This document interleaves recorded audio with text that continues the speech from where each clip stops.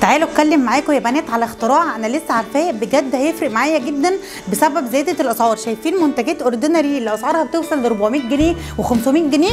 شركه ايفا بقى نزلت منتجات زي منتجات اوردينري بالظبط، ونفس تقريبا الافكت بس باسعار ارخص. الحاجات اللي هنا في اوردينري عامله 400 جنيه و500 جنيه، شركه ايفا عاملاها ب 175 جنيه، سواء السيرم بتاع فيتامين اي او السيرم بتاع الفيتامين سي او سيرم النيسينمايد. وطبعا كلنا عارفين ان النيسينمايد دلوقتي بقى طالع حلو جدا، داخل في معظم العلاجات الطبيه للبشره، الناس اللي بتعاني من اثار حب الشباب، الناس اللي بتعاني من البقع الداكنه في الوش او بتعاني من التصبغات وبتعاني من الكلف وعندها مسامات واسعه، فالنيسينمايد ده يعتبر كويس جدا. فانت تخيلي تعالجي بشرتك بمنتج حلو جدا واثبت نفسه في الفتره الاخيره، هو المنتج بتاع ايفا. مش بس كده، سيروم فيتامين سي اللي دايما بنصح بيه البنات للنضاره بتاعت البشره، اللي انا بقول لكم دايما لو حابين تخلوا بشرتكم زي البشره الزجاجيه حطوا سيروم فيتامين سي كل يوم بالليل قبل ما تناموا، حاولي تداومي عليه او تخليه روتين حياه. اللي انا بقى كمان فرحانه بيه قوي ان السيروم بتاع ايفا الفيتامين سي التركيز بتاعه 15%، وده تركيز كويس جدا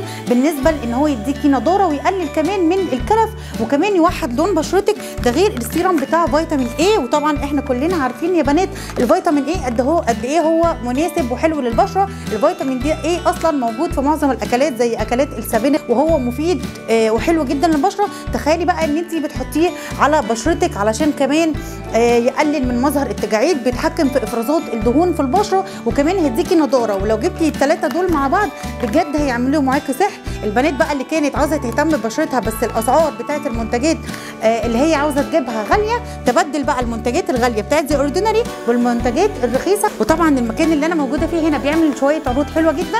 لو عايزين تعرفوا بقى المكان اللي انا بعمل لكم منه الفيديو ده كلموني على الخاص وهقول لكم عليه.